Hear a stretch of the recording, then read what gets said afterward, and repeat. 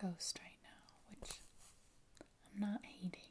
So today, in my ghostly appearance, I'm going to read you a bedtime story from a book called Tales Told in Holland.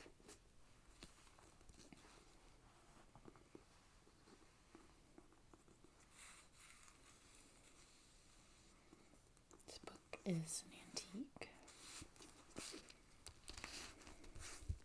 I believe it was printed in 1929.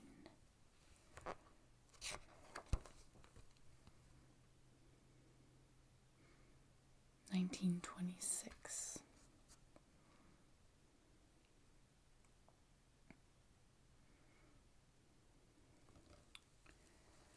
So, my last name is very Dutch.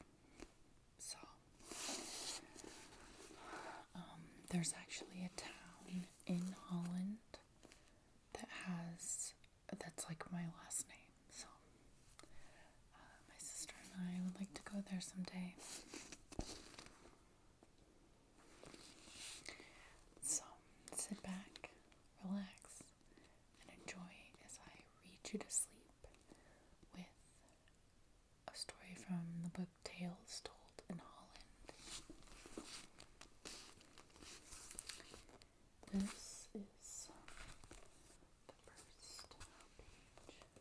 The inside, gorgeous.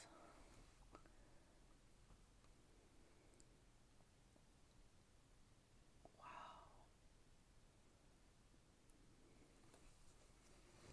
I love it.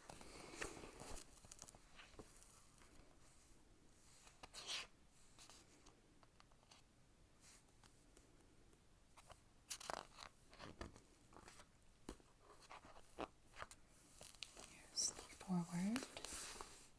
It's only one page. Tales Told in Holland consists chiefly of stories with a few translations from the greatest Dutch poets and a few Old Dutch nursery rhymes. Naive and nonsensical as our English rhymes, and contrasting interestingly with the far more sophisticated rhymes of the French. There is at least one story from each of the 11 Dutch provinces which form the kingdom of the Netherlands. Fanciful folk tales from the little-known heath and fen country of Groningen, Drent, Overijssel, and Gelderland, where the folks must make up for the barrenness of their land by the fruitfulness of their fancy. Realistic tales from the green and fertile provinces of Friesland, Utrecht, North Holland, South Holland, and Zeeland, with their typical Dutch scenery, flat green fields, windmills, little red-roofed houses, dikes, and black and white cows. A country so satisfying that the good folk accept the world as their own, 2 eyes behold it, and do not fly away on the wings of fancy, but are quite as matter-of-fact as their excellent Edam cheese.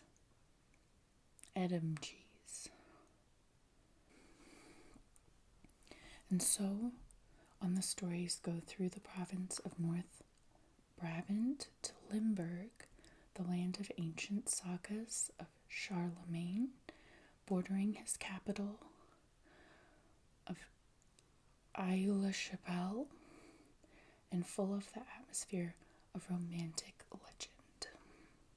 There are also the wise men of Kampen, who do all the foolish things done in Holland, that duchess of Dutch puppets,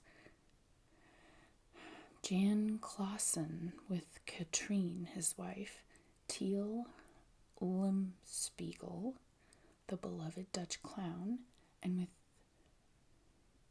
those ridiculous German simpletons, the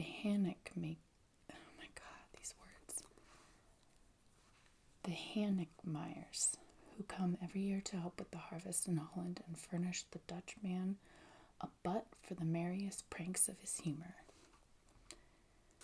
In addition to these folk tales, there are tales of the great Dutch artists, that wonderful group whom even Italy could scarcely excel, and stories with a background introducing all the high spots in Dutch history from the time when the Netherlands formed part of the Empire of Charlemagne through her most dramatic days of struggle for independence from Spain and down to the Peace Palace of today.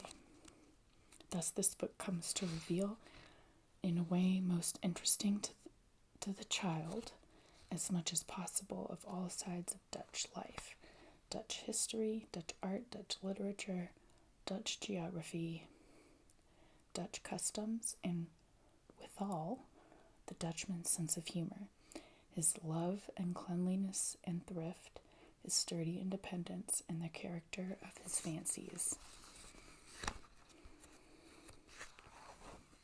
Like, what did any of that mean? Okay, so here's the first story. It's called Alchin and Berenjan, a tale from the province of Oversel.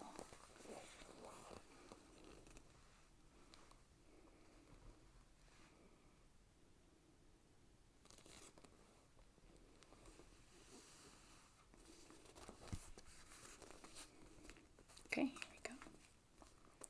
There lived once in a poor little house on the edge of a lonely heath in Oversel a pretty lassie named Alchin and her father Bart's Arnink. Now Alchin had a sweetheart, a poor young farmhand called Baron John. He was not much blessed with money, young Baron John, and that's a fact.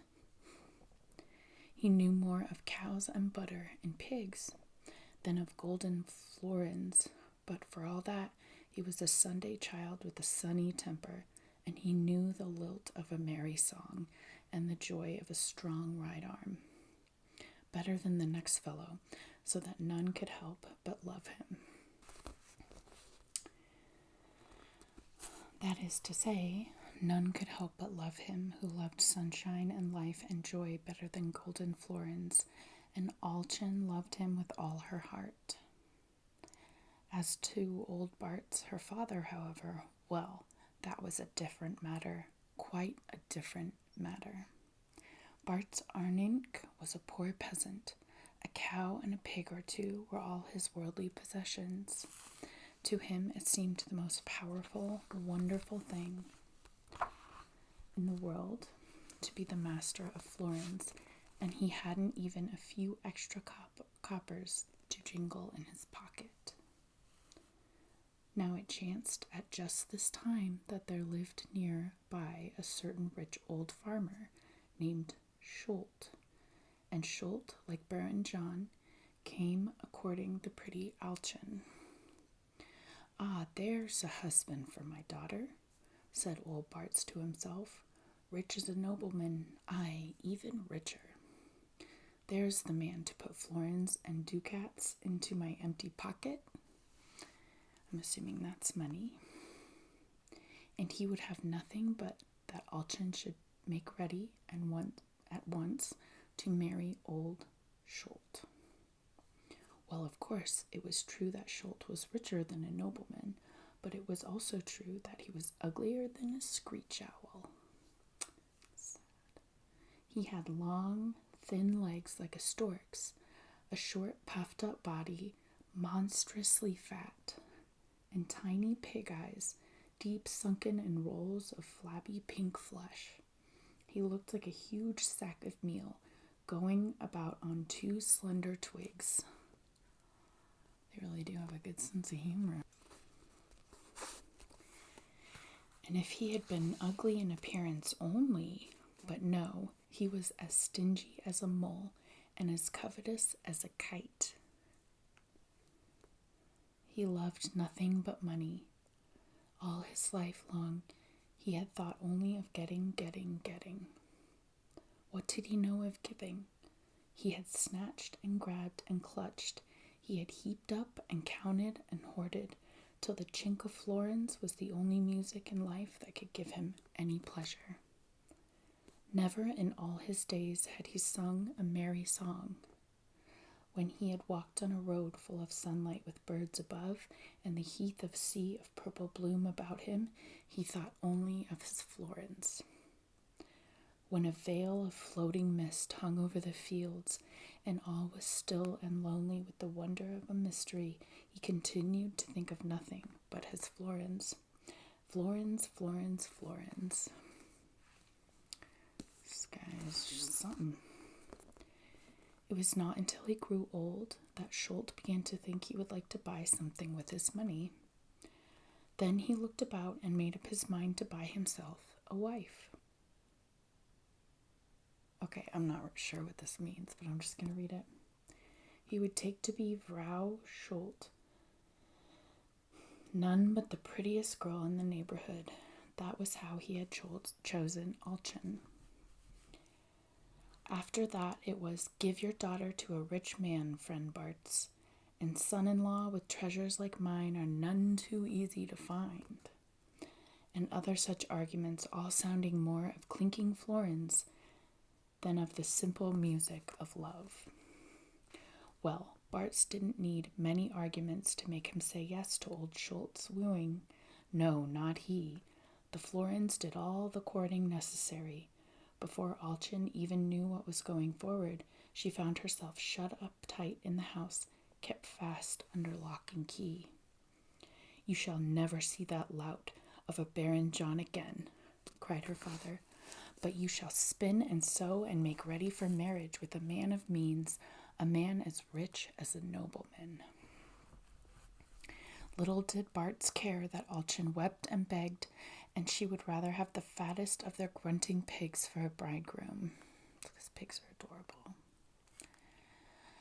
He was her father. He could command. He would give her away to whoever he chose. Thereafter, no man was permitted in the house but that meal sack on twigs, old Schultz. And old Schultz grimaced and screwed up his face with his button nose and his pig-like eyes and tried to smile on lovely Alchen. Oh me and oh my. Often in those days there were tears in Alchen's pretty blue eyes, often and often tears. And as to poor Baron John, why, what was he to do? He roamed sadly about Alchen's home, trying to catch even a glimpse of her. If he could have but seen her little finger or the tiniest wisp of her hair, if he could have heard her voice for a single moment, it would have been enough. So foolish was his heart, so tender, so innocent his love. Look, what did he care that village folk who passed made fun of him as he lingered by the house? He thought only of Alchen. Didn't he know that she was young like himself, and her love for him was as sweet, as foolish as the love that he showered upon her? Now one night Baron John, lost in deep thought of his trouble, was wandering along by a little creek that watered the last fertile land on the edge of the heath. Suddenly an idea struck him. Out there in the dark somewhere stood a willow tree. Day in and day out, that willow tree looked just like any other willow tree that grew along the roadside, gracefully nodding its head and rustling its silver leaves in the breeze. Only if a man in passing said something mean or false would the willow tree grow in a twinkling, till it became as big as an overpowering as a mighty oak.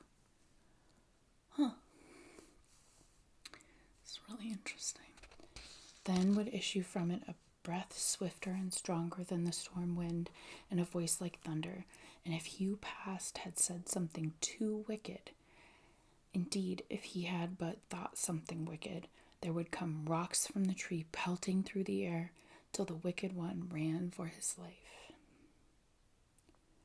Now the reason for all this was that there dwelt in the willow tree a willow man.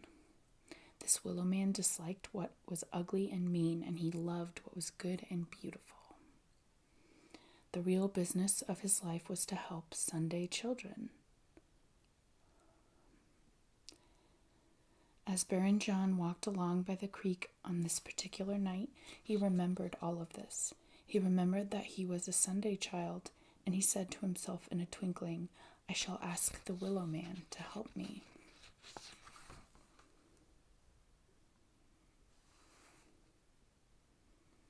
Here's a picture of the Willow Man.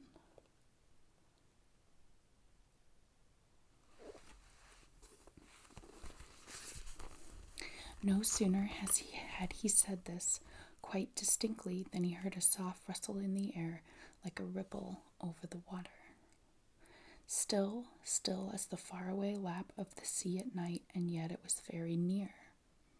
At that sound, Baron John scarcely knew whether to be glad or to run away. In a moment, perhaps, he would see the great willow giant towering above him. But just then a voice as kind as a mother's said, "Don't be afraid, Baron John. I am the Willow Man, and you are a Sunday child. I shall help you. There are, alack, all too few Sunday children on earth. Most men toil and strive and labor to find happiness, and in so doing they never find it at all. But the Sunday children are always happy, though they take no trouble about it whatever. Most of them, I'm sorry to say, don't know what to do with their happiness. They play with it and fritter it away and make nothing of it. You, Baron John, I believe, will enjoy it seriously and to some good purpose.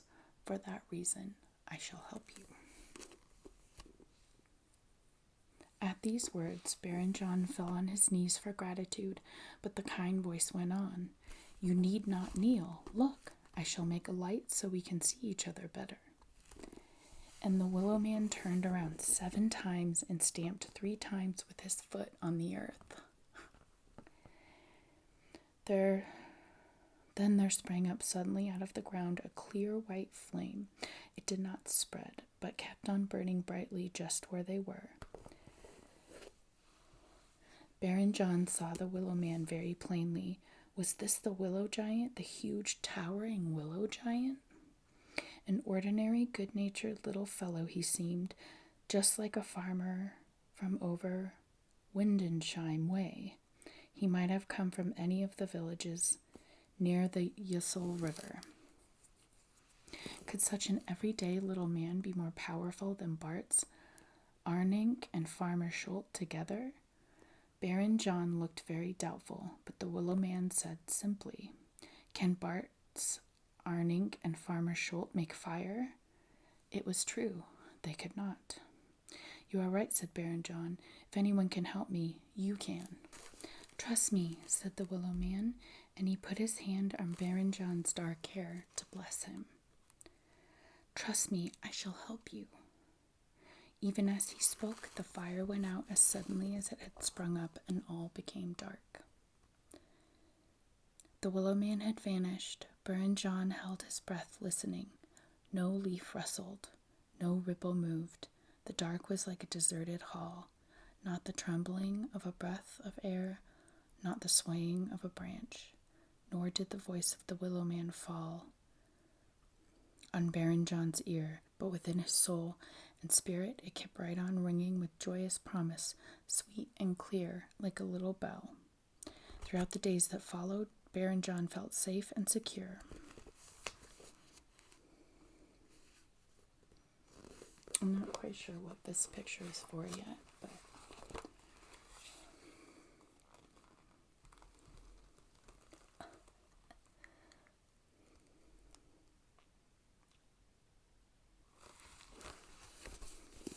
I guess we'll find out.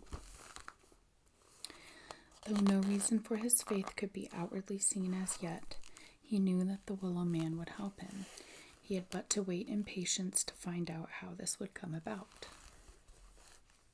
Now the 3rd evening after Baron John had met the Willow Man, Bart's Arnink was home alone with his daughter. Dusk had fallen in the little room, and Bart sat bent over his spinning wheel that he might be able to use all of the last faint gleams of light. That was poor land of Bart's Arninks on the edge of the heath. There is rich land in Oversoul, but here is poor land too, and many peasants like Bardes, whose farm yielded little return, made both ends meet by spinning. When it was altogether dark, Bardes rose. "It is time for bed," said he. "Well to rest, my child." Ah, little did the stubborn old peasant know that he would not rest much that night. Just as he was pulling back the curtains of his bed, which was built like a cubbyhole in the wall, he heard outside, quite near the house, the anxious lowing of a cow. "The cow's broken loose! The cow's broken loose! She's out of the barn!" he cried, and off he hurried in great excitement, calling as he went, "Here, boss! Here, boss!"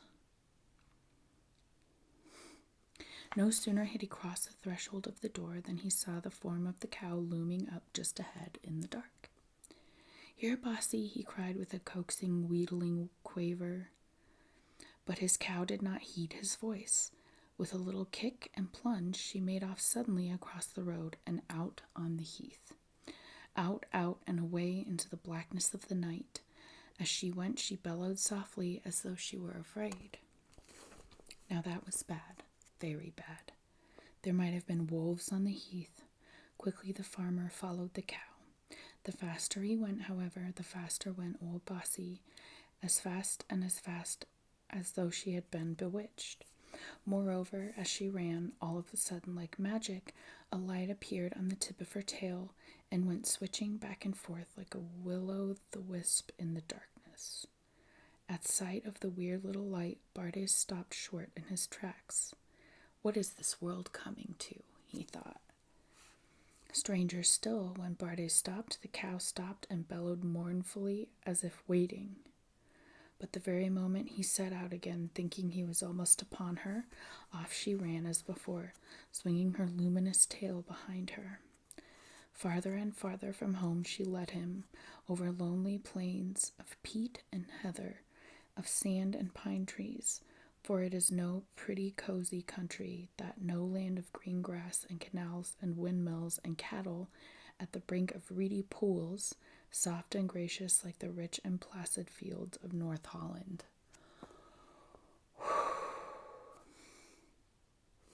It is lonely there on the heath of the Oversoul, a barren, desolate land, to go racing through the dark, with a swaying light like magic leading one on and on and on. Now, at almost the very same time of night when Bardes set out on his strange adventure, a queer thing happened to Farmer Schultz. He had gone about spying at every door and locking the house up carefully, and was about to lie down on his miserly bed of dry leaves. At this moment he heard a sound which he could distinguish from every other sound in the world. Chink, chink, chink, gold coins knocking against each other. Farmer Schultz jumped up and unbolted the door. Less than 20 feet away from him on the ground lay a gray bag, which was wriggling all over as though it had been filled with scores of little mice. From inside came the sound of golden coins, chinking and jingling and tinkling, dashing and clashing and pushing against each other and singing in hard little shrill voices. Wally wee wee wee. Wally wee wee wee. We'd like to go walking far and afar to find out where the gray wolves are. Farmer Schultz stooped over and snatched at the bag, his eyes glistening. He almost had it. His hand was just on it, when suddenly it jerked away as though a string had been fastened to it. Oldest trick in the book. And some mischievous urchin had been playing a trick on old Schultz. There it went leaping like mad, pell-mell, hop, skip, and jump.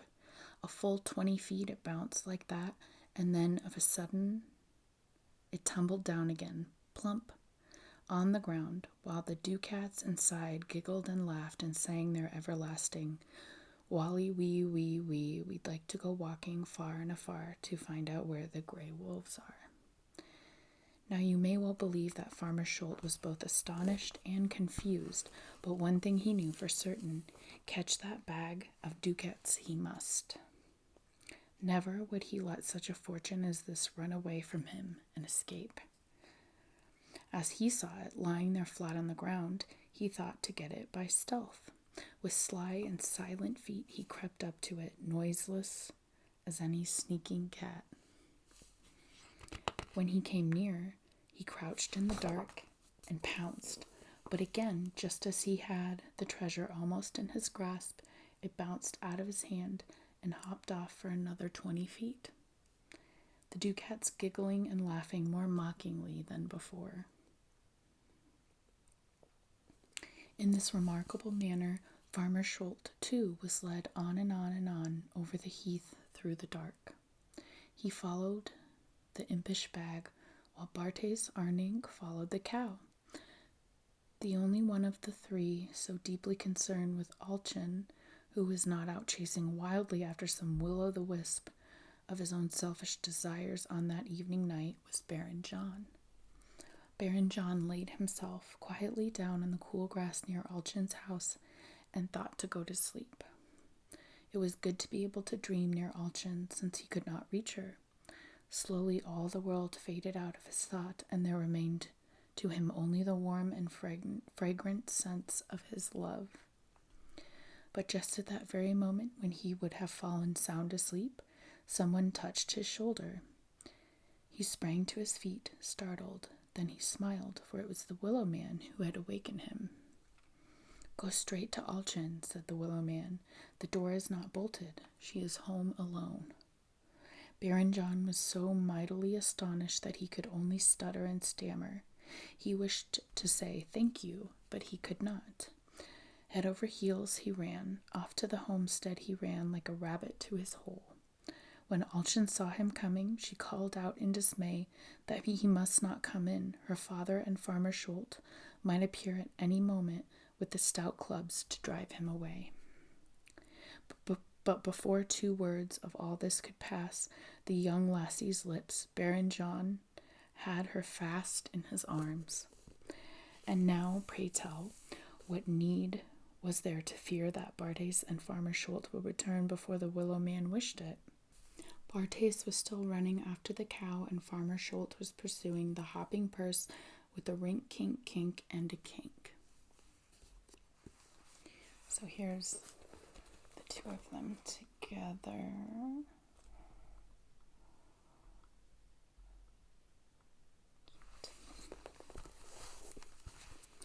They ran through the woods and the trackless heath.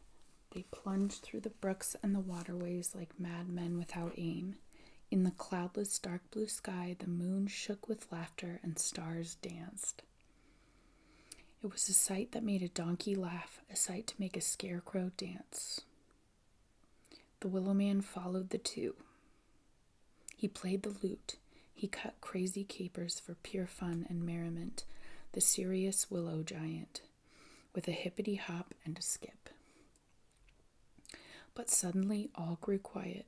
The moon held his breath to see what would come next. Then the Willow Man swayed his magic wand through the air. At that, the cow stopped short. The money bag fell plump on the ground. Not a single ducat so much as jingled. "Ha!" thought Bartes. "Now I have her." And he plunged madly toward the cow. So this is the picture, and it really reminds me of the cow jumping over the moon nursery rhyme. Not weird. Interesting.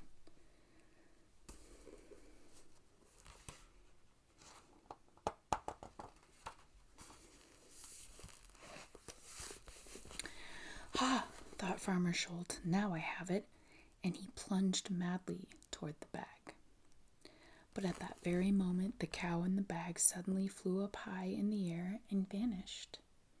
The two men ran straight into each other's arms. "Hocus pocus, pilot, stop!" shouted the Willow Man. Then everything began to shine and laugh again, especially the moon. Bartes and Farmer Schultz looked at each other with blank amazement, but magic had changed them entirely. The Willow Man had made each one look to the other just like Baron John. Each was sure, indeed, that it was Baron John who had plunged into his arms. And then they let out all the hatred for Baron John that each had been storing up in his heart. They took their big clubs and began to strike at each other, beating like blacksmiths on iron, and each one thought he was beating Baron John. There, they clubbed each other, black and blue, until they both fell to the ground and lay as still as fallen logs.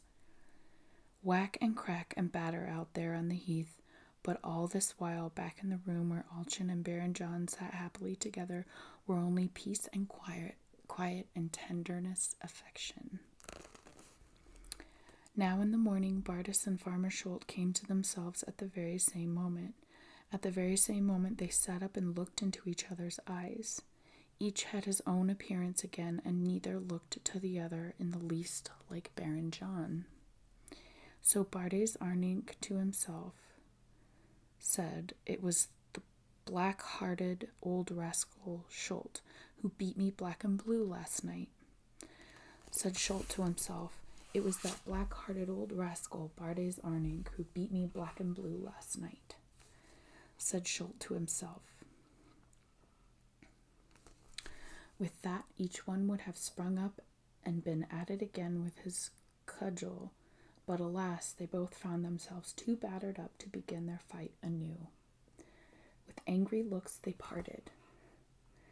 "It will be a cold day before I give Alchin to that hot-headed old fire-eater," said Bartes to himself.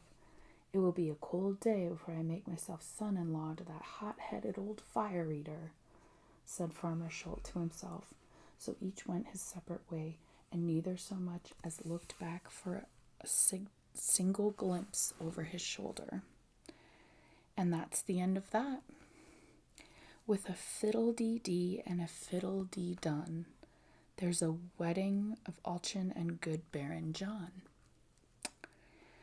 Their descendants live on the homesteads in Terwold and Nybrook to this very day.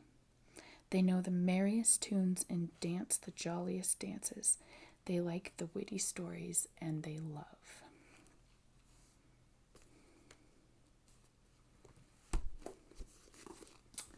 That was really interesting. I kind of want to know what a Sunday child is. I have to look that up. But I like reading books from other countries because they have really interesting stories, and you can see a lot of parallels between like our fairy tales and theirs. So I hope you enjoyed